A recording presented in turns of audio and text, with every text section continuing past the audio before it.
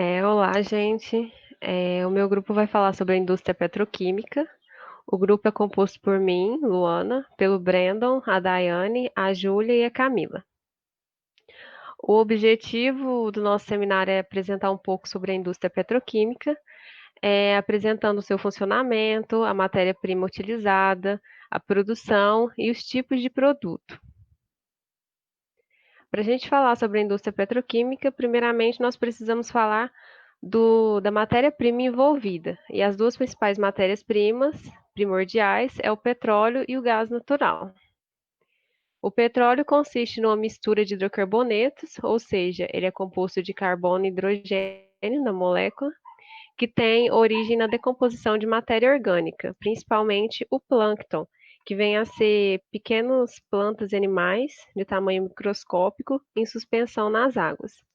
Essa decomposição, ela é causada pela ação dessas bactérias em meio com um baixo teor de oxigênio. E essa decomposição, ela leva milhões de anos e ela vai se acumulando no fundo dos oceanos e dos mares, e lagos também. E ela é pressionada pelos movimentos da crosta terrestre, o que faz com que se transforme nessa substância oleosa que a gente conhece como petróleo. O petróleo ele começou a ser explorado no século XIX, quando teve início a exploração de campos e a perfuração de poços de petróleo. E a partir daí, a ascensão da indústria petrolífera começou, principalmente nos Estados Unidos e na Europa. E apesar da forte concorrência com o carvão, que na época era considerado um combustível nobre, o petróleo passou a ser utilizado em larga escala, especialmente após a invenção dos motores a gasolina e a óleo diesel. Nesse slide, nós trouxemos gráficos de reserva, produção e consumo do petróleo no ano de 2019, onde nós temos como maior reserva a Venezuela, seguido da Arábia Saudita, e o Brasil ocupa a 15ª posição, com uma reserva de 12,7 bilhões de barris. O maior produtor de petróleo em 2019 foi os Estados Unidos, e o Brasil ocupava a 10ª posição. E quanto ao consumo, os Estados Unidos é o maior consumidor, e o Brasil ocupava a 9ª posição, consumindo 2.398 mil barris por dia. Além do petróleo, a gente tem o gás natural, que também são hidrocarbonetos resultantes da decomposição da matéria orgânica durante milhões de anos. E ele é encontrado no subsolo, em rochas porosas e isoladas do meio ambiente por uma fina camada impermeável. Em suas primeiras etapas, na primeira etapa de decomposição dessa matéria orgânica, tem-se origem o petróleo, e nos últimos estágios da degradação, o gás natural. Por isso é muito comum a descoberta do gás natural tanto associado ao petróleo quanto em campos isolados. O elemento predominante do gás natural é o gás metano, mas também se encontra associado a ele o etano, o propano, o butano, o ácido clorídrico, o metanol, entre muitos outros.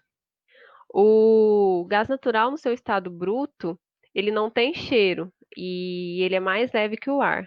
Por ele não ter cheiro, é necessário odorizá-lo para o caso de algum vazamento, senão não tem como detectá-lo.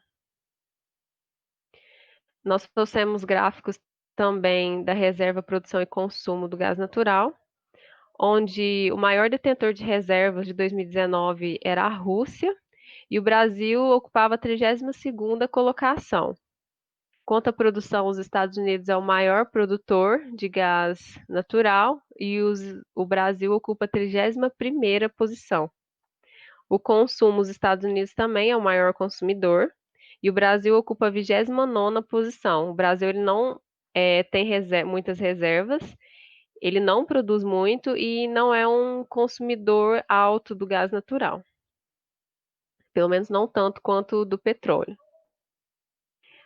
A indústria petroquímica, ela surgiu nos Estados Unidos e ela é um ramo no ano de 1920 e ela é um ramo de indústrias da química orgânica, que emprega como matéria-prima, como a gente já discutiu, o gás natural e os derivados do petróleo, que são os gases liquefeitos de petróleo, gases residuais da refinaria, nafta, querosene, parafina, resíduos de refinação do petróleo e, em alguns casos, o petróleo cru.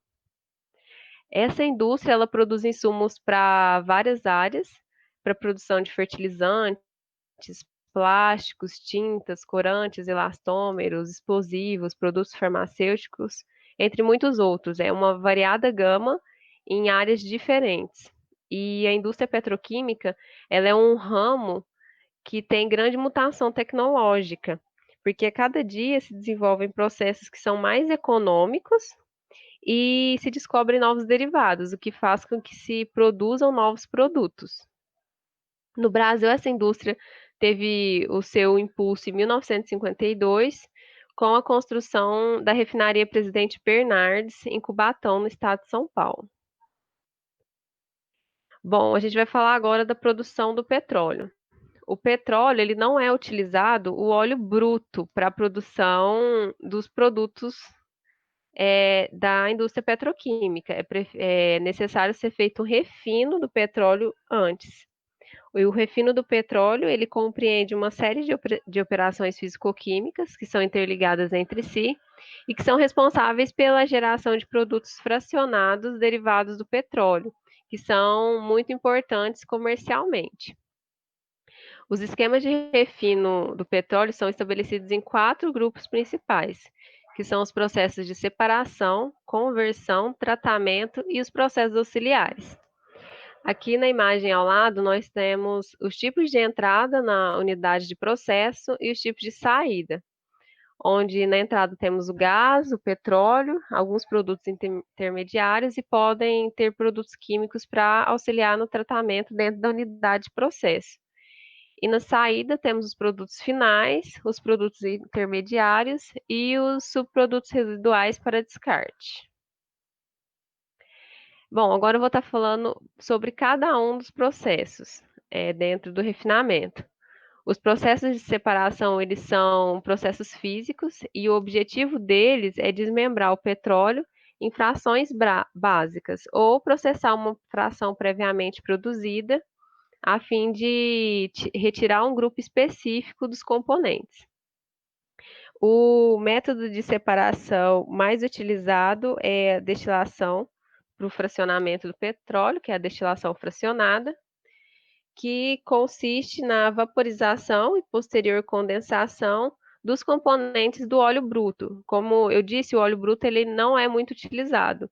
Ele é utilizado apenas na parte de destilação para separar os componentes do petróleo. E essa destilação ela acontece por ação de temperatura e pressão. E ela é baseada nas diferenças de ponto de ebulição dos constituintes do petróleo. Nessa primeira imagem, a gente tem o destilador, onde o óleo bruto entra, e saem as frações do petróleo segundo o seu ponto de ebulição. Mas aqui nós temos os produtos mais voláteis, mais leves, e os produtos mais pesados. Essa separação ela ocorre na torre de fracionamento, onde tem-se uma série de pratos perfurados que geram regiões de equilíbrio líquido e vapor, que levam a uma série de destilações simples sucessivas nesses pratos, gerando gás e vapor. O vapor e o líquido novamente, por condensação. Os processos de conversão, eles já são processos químicos e eles têm como objetivo modificar a composição molecular das frações obtidas na destilação, através de reações químicas como reestruturação molecular, reagrupamento e quebra. Já os processos de tratamento também são processos químicos, só que eles têm como objetivo melhorar a qualidade dos produtos, de modo que eles reduzem impurezas que podem ser geradas no processo de conversão. E os processos auxiliares, eles fornecem insumos para a operação de tratamento de rejeitos dos outros tipos de processos citados anteriormente, por meio de metodologias de geração de gás de hidrogênio e recuperação de enxofre. Bom, os produtos petroquímicos. Os produtos podem ser distribuídos em 6 classes, conforme a Classificação Nacional de Atividades Econômicas, que são fabricação de produtos petroquímicos básicos, fabricação de intermediários para plastificantes, resinas e fibras, fabricação de produtos químicos orgânicos não especificados, fabricação de resinas termoplásticas, fabricação de resinas termofixas e fabricação de elastômeros. Para a gente entender a indústria petroquímica, a gente precisa entender que é uma cadeia, onde temos a divisão das indústrias em 3 gerações. A primeira geração de indústria, ela recebe os insumos da indústria de petróleo, que é onde ocorre a separação. Na indústria de petróleo, a gente tem a destilação, e o subproduto da destilação é recebido pela primeira geração de indústria, que é responsável por transformar esses insumos em matéria-prima básica através de processos físicos e químicos. Como, por exemplo, como exemplo de matérias-primas básicas, nós temos as olefinas e os aromáticos. Já a segunda geração, ela recebe esses produtos básicos e ela transforma em produtos petroquímicos finais, através de processos de purificação e edição de outros materiais. Como exemplo, nós temos o polietileno, o polipropileno e o cloreto de polivinila. Já a terceira geração de indústrias, elas são responsáveis pelas transformações plásticas, e é onde o produto final é modificado química ou fisicamente e dá origem ao produto de consumo que vai para o mercado. Que nós temos como exemplo os recipientes, matérias de embalagem, sacos, filmes, garrafas, detergentes, entre muitos outros.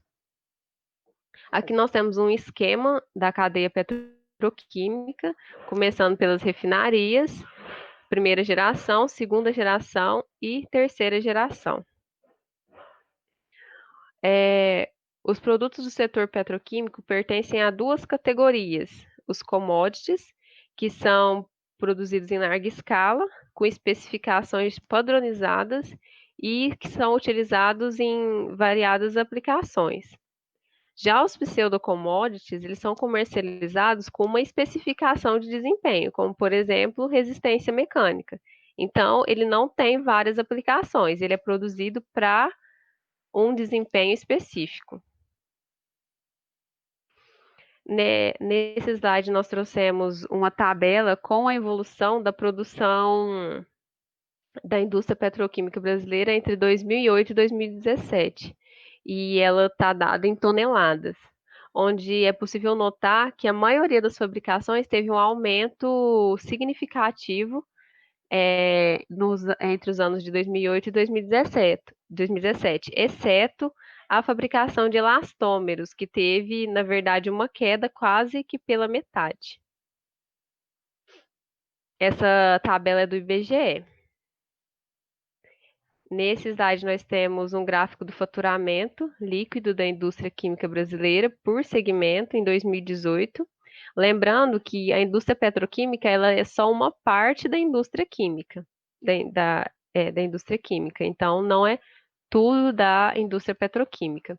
Esse gráfico ele está dado em bilhões de dólares, onde o maior faturamento é dos produtos químicos de uso industrial, com 65,2 bilhões de dólares, seguidos dos produtos farmacêuticos, com 17,4 bilhões de dólares. Entre os outros produtos, nós temos fertilizantes, defensivos agrícolas, produtos de limpeza e etc. Vamos falar agora das produções das matérias-primas básicas. Primeiro, da produção de olefinas. As olefinas, elas são hidrocarbonetos insaturados de cadeia aberta e elas possuem pelo menos uma dupla ligação dentro da sua estrutura. E elas estão presentes no petróleo em baixo teor. Os principais produtos são o eteno, o propeno e o butadieno, e os métodos de obtenção são o craqueamento catalítico fluidizado e o craqueamento a vapor.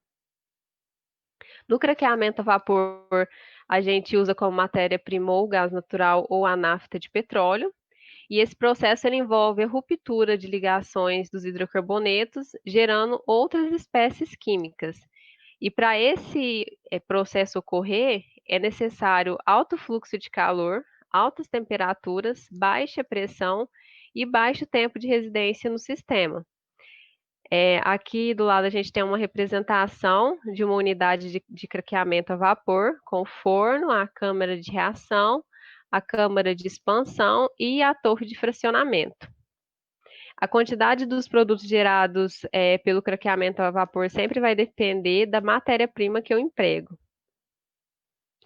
No craqueamento catalítico fluidizado, ele consiste na quebra das moléculas pesadas do gasóleo pela ação de um catalisador. Esse catalisador não é um catalisador comum, como os conhecidos em laboratório, ele é um pouco mais complexo e ele é constituído de um componente ativo, que é a zeolita, a matriz ativa, que é a alumina, a matriz inerte, que é o caolin, e uma matriz sintética, que vem a ser a sílica. Os principais produtos desse processo é o propeno, o isobuteno, o gás com efeito de petróleo e a gasolina. E quando ocorre esse processo, o coque formado ele costuma se depositar na superfície do catalisador. Mas esse catalisador ele passa por um regenerador, onde há a separação do coque do catalisador e esse catalisador pode ser reutilizado no processo. Aqui nós temos um esquema de como acontece esse processo dentro do sistema. A gente tem a entrada da alimentação no riser, e no riser ocorre o craqueamento catalítico. Aí passa para o reator, onde é separado o catalisador e passado para o regenerador, e os gases gerados vão para a fracionadora. Na fracionadora, os produtos são separados pela diferença de ebulição. E como eu disse, no regenerador, o catalisador é separado do coque para poder voltar a reagir no riser. A produção de aromáticos é por reforma catalítica, onde há a transformação da nafta rica em hidrocarbonetos parafínicos em hidrocarbonetos aromáticos. Nesse processo é empregada elevadas temperaturas e pressão, a utilização de um catalisador de platina associado a um metal de transição nobre, como o rênio, ródio e o germânio. É produzido gasolina e produtos aromáticos leves, que é o caso do benzeno, tolueno e xileno, os BETs. E esse processo está dividido em 3 seções principais. O pré-tratamento para proteção do catalisador de impurezas por meio de reação com gás hidrogênio.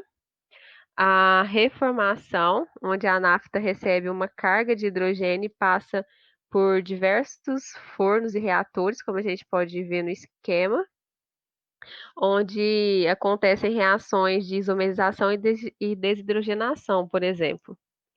E há, então, o reciclo do hidrogênio ao processo e separação das correntes gasosas leves do gás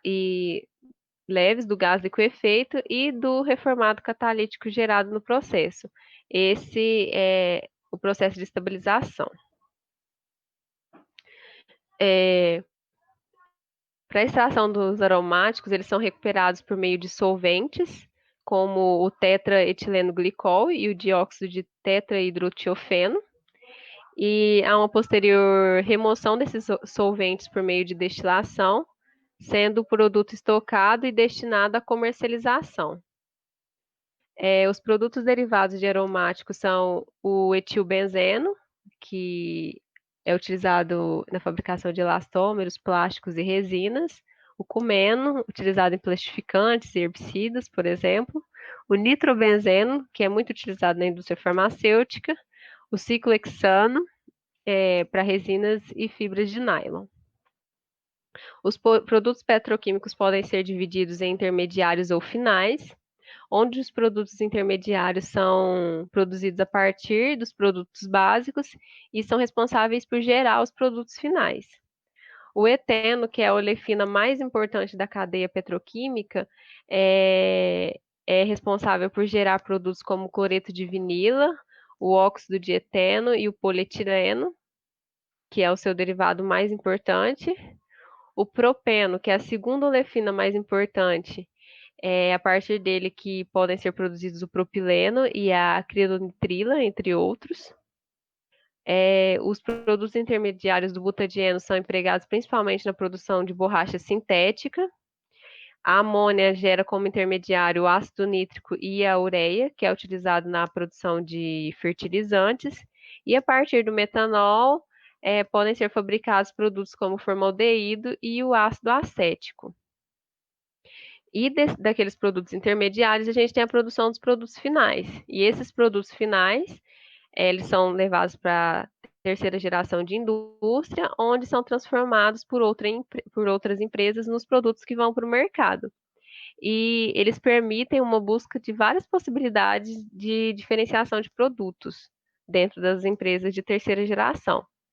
E aqui a gente tem as principais resinas termoplásticas produzidas no Brasil, que são dos intermediários do eteno, do cloreto de vinila, óxido de eteno e polietileno, que é o polivinil cloreto, que é o PVC, que é utilizado em embalagens, calçados e construção civil, o polietileno tereftalato, a gente conhece como PET, que é as embalagens de bebidas, roupas e mochilas, o polipropileno e o polietileno.